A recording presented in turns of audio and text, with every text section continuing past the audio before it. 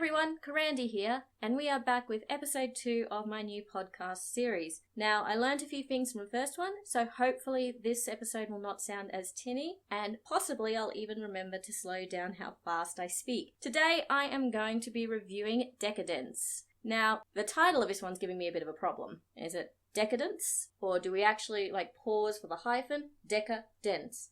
This is why written blog posts are so much easier. I don't have to worry about how I'm supposed to pronounce the title of something or someone's name or anything else. However, we're going to give this a crack, and if you want to correct my pronunciation, go right ahead. The title of this anime gives you a bit of a hint going in that things are not exactly as they seem in episode 1. With decadence being a decline, usually as a result of excessive indulgence, you kind of assume when you see the setup that the tankers, humans who live inside the mobile fortress Deca Dence, that somewhere along the line we're going to see a master class that has skewed things so that they can live in luxury. While that isn't actually the case, it most certainly does make it easier to pick up the signs in episode 1 of what else is going on that the innocent protagonist seems unaware of. Where decadence definitely won me over, however, was that in the introduction to episode 2, they simply let the audience in on what that secret was. While I have nothing against anime that allow the audience to discover the truth with the protagonist and the suspense that can come from anticipation and waiting to show your hand, it seemed refreshing for an anime to just come out and make it clear to the audience what the state of play actually was, and then let us watch as things unfolded from there, with the protagonist really not getting to find out what was really going on until about 3/4 of the journey through. With that said, there will be some spoilers in the review. However, I really tried not to give away too much from the second half of the series, and I am going to refrain from discussing the ending other than expressing my absolute satisfaction that in 12 episodes, this anime told its story. It reached its climax, and it even dealt with the fallout. While it might be a little too neatly tied up in the final moments, I wasn't left feeling disappointed when it ended, and I don't need to wait for a sequel that may or may not ever happen.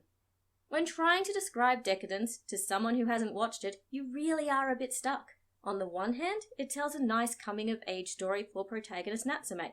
As a precocious child, she sneaks out of the fortress with her father, and then they're promptly attacked by a monster. She loses part of her arm as a result, and he is killed. All of this happens as the introduction to the story. Despite her disability, Natsume is determined, and though so many people around her try to dissuade her from the path she has chosen, Natsume is working toward becoming a soldier and one of the few tankers, humans who live inside the fortress, who can join the army, which is largely made up of gears, who are warriors who live on the upper floors.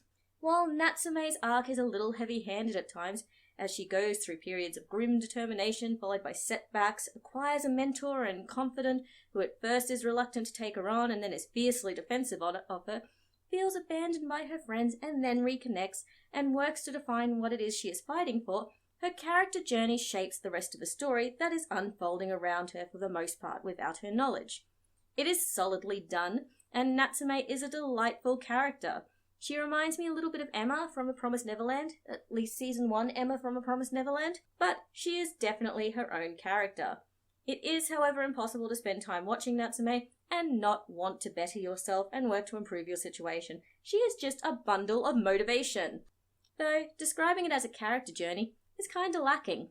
The overarching narrative is incredibly far-reaching, as the nature of the world is described and then changed through the course of a story.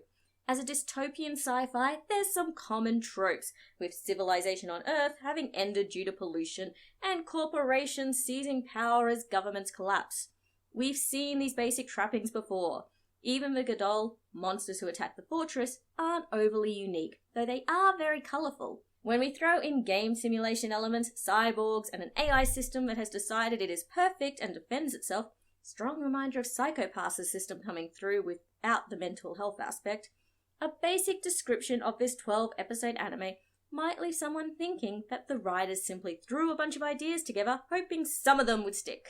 I will admit, the second part of episode 1, where the entire fortress did a Transformers-style reconfiguration and turned into a giant cannon in order to blow up a giant Gadol, and as we saw the first fight with the gears zipping around in the Gadol zone, which somehow manipulates gravity, allowing for some really cool fight sequences, it all had me worried that this decadence might end up being a little too derivative and have tried to push too much into its own narrative.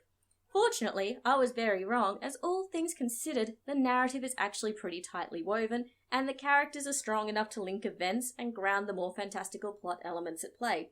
After watching an episode, I was asked by a friend what I thought of it at the time, and right then I was feeling a mixture of chrome-shelled Regius vibes crossed with Darling in the Franxx, and realistically, that wasn't exactly inspiring confidence.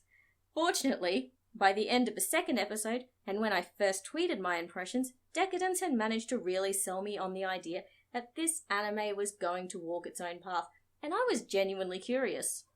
Ultimately, Deca Dence does not disappoint. The action gets more intense as each battle has higher and higher stakes, character growth and development continues throughout, and plot threads are always purposeful.